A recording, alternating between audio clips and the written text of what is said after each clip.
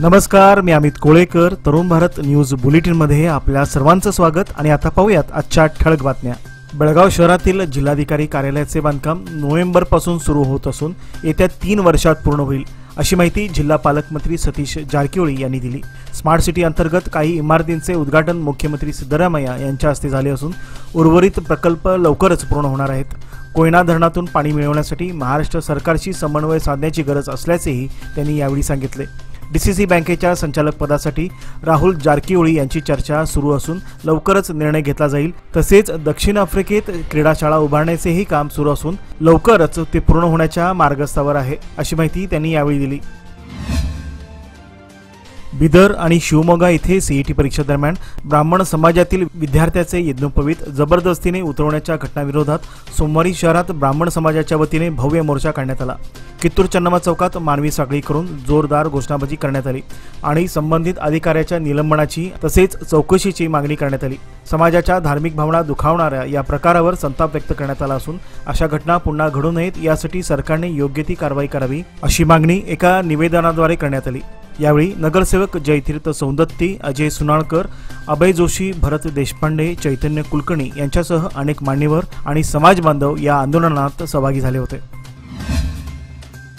जगद्गुरू श्री संत तुकोबारायांच्या त्रिशतकोत्तर अमृत महोत्सवी वर्षानिमित्त बेळगाव शहरातील अनगोळ येथे अखंड गाथा पारायण सोहळ्याचे आयोजन करण्यात आले आहे. 20 ते 27 एप्रिल 2025 दरम्यान दररोज एसकेई एज्युकेशन स्पोर्ट्स अकॅडमीच्या मैदानावर हा भक्तिमय सोहळा आयोजित करण्यात आला आहे. या 7 दिवसीय कार्यक्रमात दररोज पहाटे काकड आरती, भजन, हरिपाठ, प्रवचन आणि कीर्तन तसेच विविध धार्मिक आणि आध्यात्मिक कार्यक्रमांचे आयोजन करण्यात आले आहे. ज्ञानोबा तुकोबांच्या जयघोषात टाळ मृदंगाचा गजर आणि भक्तिभावाच्या वातावरणात अनगोळ नगरी देहूप्रमाणे रंगून गेली आहे. वारी परंपरेचा गौरव करणाऱ्या या सोहळ्यात वारी संप्रदायातील नामवंत कीर्तनकार दररोज कीर्तन सादर करणार असून भाविकांना आध्यात्मिक अनुभूती देत आहेत. हा सोहळा हरि ओम सत्संग सेवा संघ आणि गाथा पारायण सोहळा समिती बेळगाव यांच्या संयुक्त विद्यमाने आयोजित करण्यात आला आहे. या निमित्ताने श्री गुरु पुंडलिक महाराज देहूकर यांनी भाविकांना मोठ्या संख्येने उपस्थित राहून या भक्तिमय वातावरणाचा लाभ घ्यावा, असे आवाहन केले आहे. या अखंड गाथा पारायणाचे थेट प्रक्षेपण तरुण भारत न्यूज या यूट्यूब चॅनलद्वारे पुढील 7 दिवस दाखवण्यात येणार आहे. त्यामुळे समस्त नागरिकांना आपल्या मोबाईलवरती हा कार्यक्रम पाहता येणार आहे. याची नोंद घ्यावी, असे आयोजकातर्फे कळविण्यात आले आहे. खानापूर ब्लॉक काँग्रेस कार्यकर्त्यांच्या बैठकीत माजी आमदार डॉक्टर अंजली निंबाळकर यांनी पक्षातील कार्यकर्त्यांना मार्गदर्शन करत तालुक्यातील सध्याच्या राजकीय घडामोडीवर स्पष्टपणे भूमिका मांडली. यावेळी अंजली निंबाळकर यापुढे म्हणाल्या, मी कधीच जातीचे राजकारण केले नाही आणि करणारही नाही. काही जण स्वजातीच्या नावाखाली जातीवाद पसरवत असल्याचा निशाणा त्यांनी यावेळी साधला. या दरम्यान त्यांनी जिल्हा पंचायत, तालुका पंचायत व स्थानिक स्वराज्य संस्था निवडणुकांसाठी कार्यकर्त्यांना जोमाने कामाला लागण्याचे आवाहन केले. लोकांची कामे करा, सामान्य जनतेच्या मदतीसाठी सदैव सज्ज रहा, असेही कार्यकर्त्यांना मार्गदर्शन करतेवेळी त्या म्हणाल्या. कर्नाटक राज्य वकील परिषदेचे माजी अध्यक्ष आणि वरिष्ठ वकील YR सदाशिव रेड्डी यांच्यावर 16 एप्रिल 2025 रोजी त्यांच्या कार्यालयात अज्ञात व्यक्तींनी केलेल्या हल्ल्याच्या निषेधार्थ बेळगाव बार असोसिएशनने मुख्यमंत्री सिद्धरामय्या यांना निवेदन दिले आहे. या निवेदनात बार असोसिएशनने या हल्ल्याचा तीव्र शब्दात निषेध व्यक्त केला असून हल्लेखोराविरुद्ध तातडीने कठोर कारवाई करण्याची मागणी केली आहे. यावेळी बेळगाव बार असोसिएशनचे अध्यक्ष SS केवडसण्णावर, LR लातूर, ॲडव्होकेट कामण्णाचे आदी संघटनेचे वकील उपस्थित होते. बेळगाव तालुक्यातील बस्तवाड येथील गायरान जमिनीवरील वाद पुन्हा एकदा चिघळला असून सर्वे नंबर 166 मधील 9 गुंठे सरकारी जमीन असल्याची माहिती असून ती 1983 साली गावातील श्री बसवेश्वर देवस्थान कमिटीला देण्यात आली होती. मात्र 2010 साली गावातील गाव कमिटीने ही जमीन आपली असल्याचा दावा सादर केला होता. या वादावर 2017 साली न्यायालयाने निर्णय देत ही जमीन देवस्थान कमिटीचीच असल्याचा स्पष्ट निकाल दिला होता. मात्र तरीही गेल्या काही दिवसापासून गावातील काही नागरिक राजकीय दबाव टाकून पुन्हा त्या जमिनीवर आपला दावा सांगत आहेत, असा आरोप देवस्थान कमिटीने केला आहे. देवस्थान कमिटीने या संदर्भात जिल्हाधिकाऱ्यांना निवेदन देत स्टे असलेल्या जमिनीवर होत असलेल्या हस्तक्षेपाविरोधात तातडीने कारवाई करण्याची मागणी केली आहे. तसेच प्रशासनाने योग्य ती पावले उचलून न्यायालयीन आदेशांची अंमलबजावणी करावी, अशी ही आग्रही मागणी आज सोमवार दिनांक 21 एप्रिल रोजी करण्यात आली. अनगोळ येथे सुरू असलेल्या अखंड गाथा पारायण सोहळ्याच्या निमित्ताने समिती नेते श्रीराम सेना हिंदुस्थानचे अध्यक्ष रमाकांत कुंडुस्कर यांनी तरुण भारतशी बोलताना या सोहळ्याचे महत्त्व अधोरेखित केले। कुंडुस्कर म्हणाले, वारकरी परंपरेचे जतन आणि हिंदू संस्कृतीचे संवर्धन हाच या पारायण सोहळ्याचा मुख्य उद्देश आहे। आजच्या युगात आपल्या परंपरा आणि भक्तीचा वारसा पुढील पिढीपर्यंत पोहोचवणे अत्यावश्यक बनले आहे। कुंडुस्कर पुढे म्हणाले, आपल्या मुलांना या सोहळ्यात सहभागी करून त्यांच्या मनात भक्ती, शिस्त, सेवा आणि हिंदू संस्कृतीची बीजे पेरावीत। समाजात एकता, बंधुभाव आणि आध्यात्मिक जागृती निर्माण करणाऱ्या या सोहळ्याला बेळगावकरांनी मोठ्या संख्येने उपस्थित राहून अखंड गाथा पारायण सोहळा यशस्वी करण्याचे आवाहन केले आहे। अकॅडमी ऑफ कंपॅरेटिव्ह रिलिजन यांच्या गुरुदेव रानडे मंदिर हिंदवाडी शाखेचा शताब्दी महोत्सवानिमित्त श्रीकृष्ण नीती या विषयावर 3 दिवसीय विशेष व्याख्यानमालेचे आयोजन करण्यात आले आहे। परमपूज्य श्री गोविंद देव गिरीजी महाराज यांचे प्रवचन येत्या गुरुवार, शुक्रवार आणि शनिवार रोजी आयोजित करण्यात आले असल्याची माहिती आज सोमवारी देण्यात आली। यावेळी संस्थेचे सदस्य उपस्थित होते। डॉक्टर अंजली निंबाळकर यांनी आगामी डीसीसी बँकेच्या निवडणुकीची तयारी सुरू करण्याचे निर्देश आपल्या कार्यकर्त्यांना दिले आहेत। थोड्याच दिवसात पुन्हा बैठक घेऊन आपली रणनीती ठरवू, मात्र कार्यकर्त्यांनी आतापासूनच तयारीला सुरुवात करावी असेही त्यांनी यावेळी स्पष्ट केले। ही बैठक तालुक्यातील राजकारणाला नवी दिशा देणारी ठरली असून काँग्रेस कार्यकर्त्यांमध्ये नवचैतन्य निर्माण झाल्याचे दिसून येत आहे। लोकमान्यच्या मुदत ठेव योजना म्हणजेच सुयोग्य कालावधी सर्वोत्तम व्याजदर। आता तुमच्या गुंतवणुकीवर मिळवा 10.60% परतावा। अधिक माहितीसाठी आजच संपर्क करा 1800212405। लोकमान्य, प्रत्येक पावलावर तुमच्या सोबत। योजना फक्त सभासदांकरिता, नियम व अटी लागू। नवे पाऊल, नवा संकल्प लोकमान्य सोसायटी सादर करत आहे लोकमान्य शुभारंभ ठेव योजना, जी देते तुमच्या ठेवीवर आकर्षक व्याज। ज्येष्ठ नागरिकांसाठी 0.5% अधिक व्याज। अधिक माहितीसाठी कॉल करा 1800-212-4050। लोकमान्य, जिथे पैसा वाढतो आणि नातं वृद्धिंगत होतं। आगामी बेळगाव शिवजयंती मिरवणुकीत डॉल्बीऐवजी शिवचरित्रावर आधारित देखावे, ढोल ताशा, झांज पथक आणि लेझिम पथकांचा समावेश करून पारंपरिक आणि शिस्तबद्ध मिरवणूक काढावी असा निर्णय मध्यवर्ती श्री शिवजयंती उत्सव मंडळ शहापूर समितीच्या बैठकीत घेण्यात आला। श्री साई गणेश सोसायटी नागपै सर्कल येथे झालेल्या बैठकीत माजी नगरसेवक नेताजी जाधव हे अध्यक्षस्थानी होते। त्यांनी मिरवणुकीत कोणताही गोंधळ न घालता वेळेचे भान ठेवून 15-20 मिनिटात कलाविष्कार सादर करावेत असे सांगितले। त्यानंतर माजी उपमहापौर शिवाजी शिंदे यांनी सांगितले की मिरवणुकीला अधिक शिस्त, शिवभक्तीचा स्पर्श प्राप्त व्हावा यासाठी हा उपक्रम राबवण्यात येत आहे। तसेच छत्रपती शिवराय यांच्या जयघोषात हा उत्सव आपण साजरा करूयात असे आवाहन त्यांनी यावेळी केले। यावेळी शहापूर विभागीय मंडळाचे कार्यकर्ते आणि नागरिक मोठ्या संख्येने उपस्थित होते।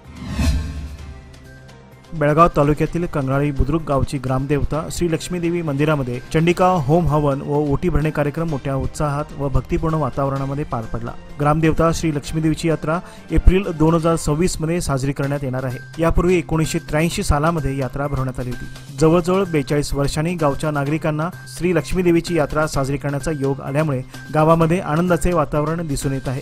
ग्रामदेवत श्री लक्ष्मीदेवीची विधिवत पूजा करण्यासाठी, गाव समृद्ध बनवण्यासाठी श्री महालक्ष्मी देवीसमोर 7 सुवासिनी व दाम्पत्यांच्या हस्ते पूजा करण्यात आली। दरम्यान पुरोहितांनी विधिवत मंत्रपठणाद्वारे तब्बल 3 तास अखंड मंत्रपठण आणि मोठ्या भक्तिपूर्ण वातावरणामध्ये चंडिका होम हवन विधी पार पडला।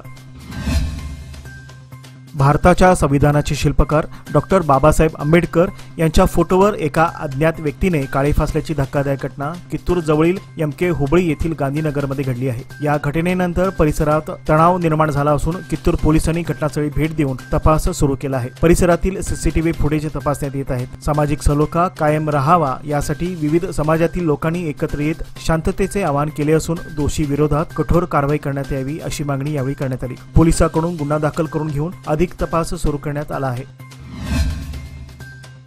बेळगाव लोकायुक्त अधिकाऱ्यांच्या पथकाने आज सोमवार दिनांक 21 एप्रिल रोजी हुक्केरी तहसील कार्यालयावर अचानक भेट देत विविध कागदपत्रांची तपासणी केली। लोकायुक्त डीवायएसपी भरत एसआर आणि पुष्पलता एस यांच्या नेतृत्वाखाली निरीक्षक व्यंकटेश यडहळ्ळी व एचएस होसमणी यांच्या उपस्थितीत हा तपासणी दौरा करण्यात आला। त्यांनी कार्यालयातील विविध विभागांचे कामकाज, प्रमाणपत्र वितरण आणि प्रक्रिया तसेच भूवाद संबंधित प्रकरणांची माहिती घेतली। लोकायुक्त डीवायएसपी पुष्पलता यांनी तहसीलदार मंजुळा नायक यांच्याकडून अनेक प्रकरणांची माहिती घेतली। ही कारवाई कर्नाटक लोकायुक्त न्यायमूर्ती BS पाटील यांच्या आदेशानुसार करण्यात आल्याचे समजते। या दौऱ्यात प्रशासकीय कार्यपद्धतीचा आढावा घेण्यात आला असून आवश्यक तेथे सुधारणा करण्यावर भर दिला जाणार असल्याचे सूत्रांनी सांगितले। खानापूर तहसील कार्यालयावर आज सोमवारी दुपारी लोकायुक्त अधिकाऱ्यांनी अचानक छापा टाकला। ही कारवाई लोकायुक्त डीएसपी BS पाटील यांच्या नेतृत्वाखाली पार पडली असून विविध फाईलची यावेळी तपासणी करण्यात आली। या कारवाईमुळे कार्यालयात एकच खळबळ उडाली। याआधी तहसीलदारावर भ्रष्टाचाराचे आरोप झाल्यानंतर त्यांची बदली करण्यात आली होती। या कारवाईमुळे चर्चा सुरू झाली आहे। लोकायुक्त अधिकाऱ्यांकडून कागदपत्रांची कसून तपासणी सुरू असून अधिकृत माहिती लवकरच जाहीर होण्याची शक्यता आहे। आज सोमवार दिनांक 21 एप्रिल रोजी दुपारी बेळगाव गोल्फ कोर्सजवळ अचानक आग लागल्याची घटना घडली। ही आग नेमकी कशामुळे घडली हे स्पष्ट झाले नसले तरी या परिसरात काही काळ भीतीचे वातावरण निर्माण झाले होते। अग्निशमन दलाच्या जवानांनी तात्काळ घटनास्थळी धाव घेऊन आग आटोक्यात आणली। या घटनेत कोणतीही जीवितहानी झाली नसून मोठी दुर्घटना टळली आहे। स्थानिक नागरिकांनी दाखवलेल्या सतर्कतेमुळे आणि अग्निशमन दलाच्या तत्परतेमुळे ही आग आटोक्यात आणण्यात आली। देशभरात आज 21 एप्रिल रोजी नागरी सेवा दिन साजरा करण्यात आला। यानिमित्त पंतप्रधान नरेंद्र मोदी यांनी 17व्या नागरी सेवा दिनाच्या कार्यक्रमात सहभाग घेतला आणि विविध पुरस्कारांचे वितरण केले। पंतप्रधान नरेंद्र मोदी यांनी सार्वजनिक प्रशासनातील उत्कृष्टतेसाठी पंतप्रधान पुरस्कार आणि ई-कॉफी टेबल बुकचे प्रकाशन केले। आपल्या भाषणात त्यांनी सरदार वल्लभभाई पटेल यांनी 1947 मध्ये नागरी सेवकांना भारताची स्टील फ्रेम असे गौरविले होते। हे नमूद करत देश सेवेसाठी समर्पित नोकरशाहीचे महत्त्व अधोरेखित केले। देशात सध्या 5542 IAS आणि 4469 IPS अधिकारी कार्यरत आहेत, जे धोरण निर्मितीपासून अंमलबजावणीपर्यंत महत्त्वपूर्ण भूमिका बजावत आहेत। बार काउन्सिल ऑफ इंडियाचे सहअध्यक्ष व राज्य बार काउन्सिलचे माजी अध्यक्ष विद्यमान सदस्य सदाशिव रेड्डी यांच्यावर बेंगळूर येथे 16 एप्रिल रोजी त्यांच्या कार्यालयात अज्ञात व्यक्तीने हल्ला केला। सदर हल्ल्याचा निषेध निप्पाणी बार असोसिएशनच्या वतीने सोमवारी करण्यात आला। न्यायालयासमोरील संगोळी रायना सर्कल अकोळ क्रॉस येथे सकाळी 11 वाजता मानवी साखळी करून रास्ता रोको करण्यात आला। यावेळी रेड्डी यांना न्याय मिळावा अशी मागणी करून निषेधाच्या घोषणा देण्यात आल्या।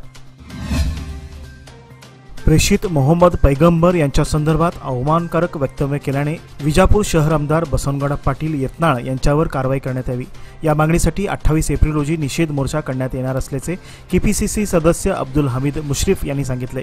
अधिक माहिती देताना ते पुढे म्हणाले, शहरातील डॉक्टर बाबासाहेब आंबेडकर चौकातून निषेध मोर्चास सुरुवात होणार आहे। जिल्हाधिकारी कार्यालयापर्यंत जाऊन बसवनगौडा पाटील यांच्यावर कारवाई करण्यात यावी अशा मागणीचे निवेदन जिल्हाधिकारी मार्फत राज्य सरकारला देण्यात येणार आहे। यत्नाळ हे राजकीय टीका करू देत अथवा आमच्यावर वैयक्तिक टीकाही करू देत, मात्र आमचे धर्मगुरू प्रेषित मोहम्मद पैगंबर यांच्याबद्दल अवमानकारक वक्तव्य आम्ही व आमचा समाज कदापि सहन करणार नाही असे त्यांनी यावेळी सांगितले।